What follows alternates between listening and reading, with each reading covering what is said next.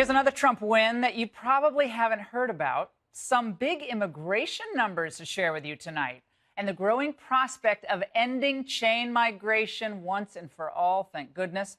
First, look at these numbers. The most complete statistical snapshot of immigration enforcement under President Trump. Border Patrol arrests have plunged to a 45-year low, down 24% from just a year ago.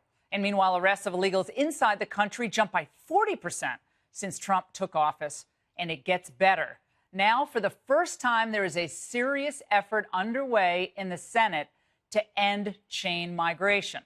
This comes directly on the heels of my interview last week with Senate Majority Leader Mitch McConnell. Remember, I was the first one to get him to say that chain migration needs to come to an end. The president has said he's open to a DACA deal. Tom Cotton, Senator Perdue have this idea of the RAISE Act, which would have a whole bunch of things in it, including ending chain migration. Yeah, I agree with Cotton and Perdue. I'm in favor of doing something on the DACA front, but I don't think we ought to just do that. A chain migration, doing something about the diversity lottery. There are plenty of changes to the legal immigration system that should be added to any kind of a DACA fix that we do. Joining us now to discuss immigration legislation and a lot more, former Energy Secretary, Ambassador to the UN, Democrat Governor of New Mexico. He's a long resume. Bill Richardson, Governor Richardson, it's great to see you after all this time. Let's talk about chain migration. I know when you were in Congress, I believe, you were in favor of chain migration, and you voted for, I think it was the Chrysler-Berman Amendment, was in favor of the chain migration system. Are you still in favor of chain migration, given how it was exponentially expanded immigration in the United States? Well, you know, what I'm a little troubled, Laura, is that I do believe that family-based migration through existing immigration laws is good. I think there are some areas like this lottery system that needs to be reformed. I mean, I'd get rid of that. I think this situation with the young woman that was killed, I was troubled by the verdict in that case. Kate Steinle. But I think what we need to, I think what we need to focus on is this. Let's find a way. For instance, you know what the H-1B visas are. These are highly skilled individuals that are working in the United States, that want to stay here, that were educated here. Right, but we're not talking about that. We're not talking about H-1B right now. We're talking about chain migration. But we have a quota we could do an system. hour on chain that. Well, but this is something different. I want everyone who's watching, you got to pay attention to what we're talking about. Every legal immigrant who comes into the United States, for instance, this is just one country, from Mexico, brings on average, this is a government statistic, 6 family members.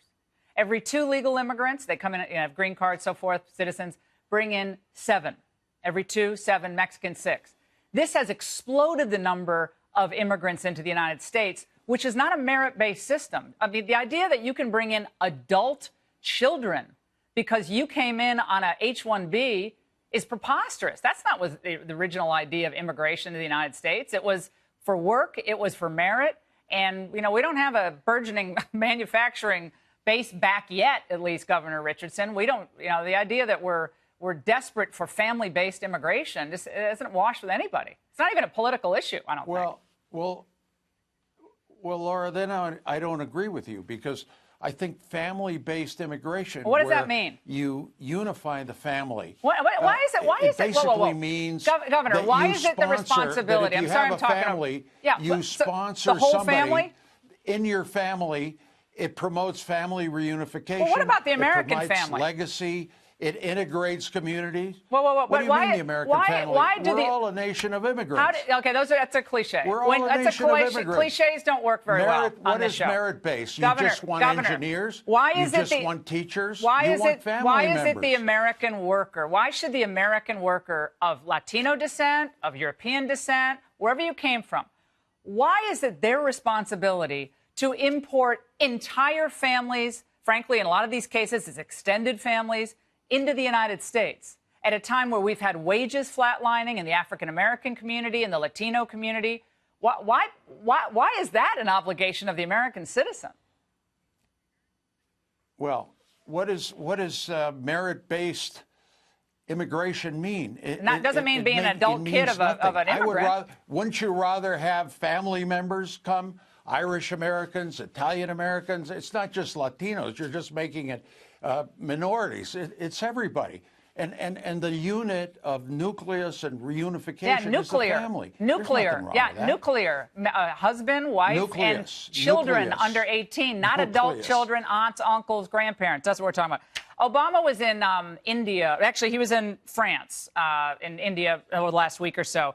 I want to play a soundbite for you, very short, of something he said. He was talking about climate change. Let's watch. Did not solve climate change, but it provided us with a framework in which, for the first time, almost every nation in the world agreed that this was a problem. Now, I grant you that at the moment we have a temporary absence of American leadership on the issue. Governor, whether you're Republican or Democrat, a former president of the United States going overseas and talking about the absence of American leadership, you support that? Listen, Laura, President Trump criticizes President Obama every day. It's been a tradition of American presidents to stay silent. Obama has been silent. He was talking overseas. I go overseas all the time.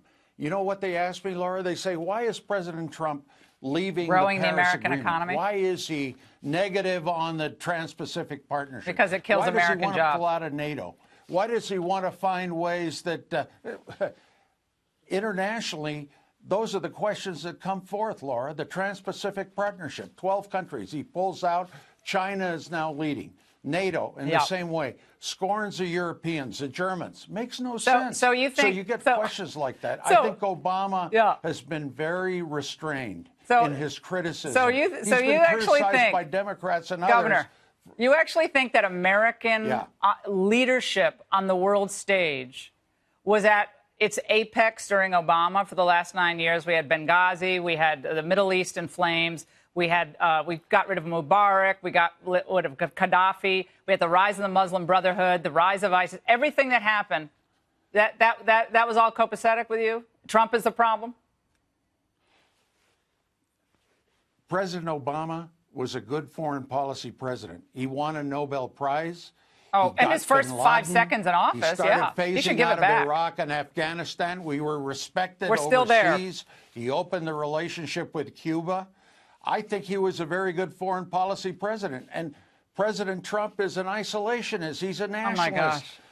Internationally, I travel all the time. Bill, we are getting the European elites criticized by everybody. Governor, the people watching Fox right now, the fact that a bunch of European elites at conferences you attend and speak to, I mean, I'm sure they're fun. I'm sure the food's good.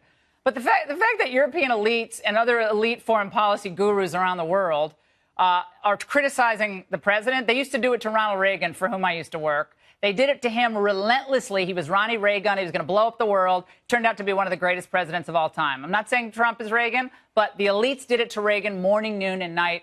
But I love having you on the show, and it's great to see you again, as always.